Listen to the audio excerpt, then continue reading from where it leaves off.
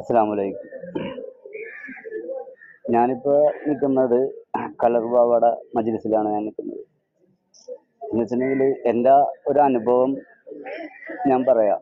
ഇവിടെ നിൽക്കാനുള്ള കാരണം ഒരു അനുഭവമാണ്. എനിക്ക് 2004 ഒരു വൻ അപകടം ഉണ്ടായി.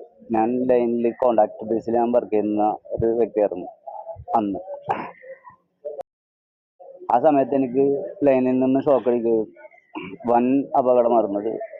എനിക്ക് ജീവൻ തന്നെ എൻ്റെ നഷ്ടപ്പെട്ട ഒരു അപകടമായിരുന്നു. എനിക്ക് പറഞ്ഞിട്ടുണ്ടെങ്കിൽ മനോരമ മാതൃഭൂമി എന്നുള്ള പേപ്പറുകൾ പോലും എൻ്റെ മരണം വിധി എഴുതി പേപ്പറിൽ പ്രസിദ്ധീകരിച്ച് വന്നതാണ്, മരിച്ചെന്നുള്ള രീതിയിൽ. അന്ന് എൻ്റെ വീട്ടിൽ എൻ്റെ ഉമ്മ ഒരു നെയ്യത്ത് ചെയ്തിട്ട് ഇന്നവരെ പാവാട എടുത്ത് കൊണ്ടുവരാം എന്നും ഒരു നെയ്യത്ത് ചെയ്തിട്ട് ഞാൻ ജീവനോടെ വന്നതിനപ്പോഴത്തേക്കും ഈ മജ്‌ലിസിലേക്കാണ് എന്നെ കൊണ്ടുവന്നത്. ഇവിടെ നിന്ന് പാവാട നിർദ്ദേശപ്രകാരം എനിക്ക് ഇന്ന് വേറെ ഒരു പ്രശ്നങ്ങളും ഇല്ല.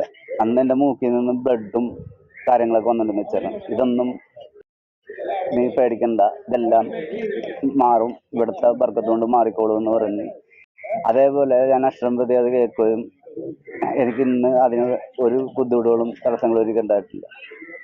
അതേപോലെ തന്നെ എന്നോട് ചോദിച്ചു ഇനി എന്താ നിനക്ക് ആഗ്രഹം എന്ന് എന്നോട് ചോദിച്ചപ്പോഴത്തേക്കും ഞാൻ പറഞ്ഞു, ഇന്ന് ഞാൻ കോൺട്രാക്ട് ബേസിൽ പണിയെടുത്തെന്ന് വെച്ചിരുന്നു. എനിക്ക് ഈ ജോലി എനിക്കൊന്ന് സ്ഥിരപ്പെട്ട് കിട്ടണമെന്നായിരുന്നു ഞാനന്ന് ഭാവനയോട് പറഞ്ഞത്.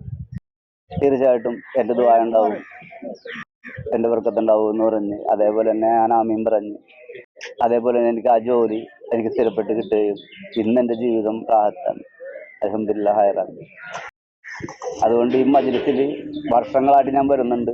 ഇവിടെ മൂന്നാമത്തെ ഞായറാഴ്ച കുത്തുബിയത്ത് എന്തൊക്കെ വരാൻ പറ്റില്ലെന്നുണ്ടെങ്കിലും ഏതൊക്കെ ദിവസങ്ങളിൽ വരാൻ പറ്റില്ലെങ്കിലും ഈ മൂന്നാമത്തെ ഞായറാഴ്ച കുത്തുബിയത്ത് എന്ന് പറഞ്ഞ മഹാവേളയിൽ ഞാൻ ഇവിടെ ഉണ്ടാവും. എന്തെല്ലാം പരിപാടികളുണ്ടെങ്കിലും അതെല്ലാം ഒഴിവാക്കിക്കൊണ്ട് ഞാൻ ഈ മജ്‌ലിസിൽ ഞാൻ വന്ന് ചേരാറുണ്ട്. ഇവിടുത്തെ ദുആയും മേടിച്ചിട്ടേ ഞാൻ പോകാറുള്ളൂ. എനിക്ക് അത്രേ പറയാനുള്ളൂ.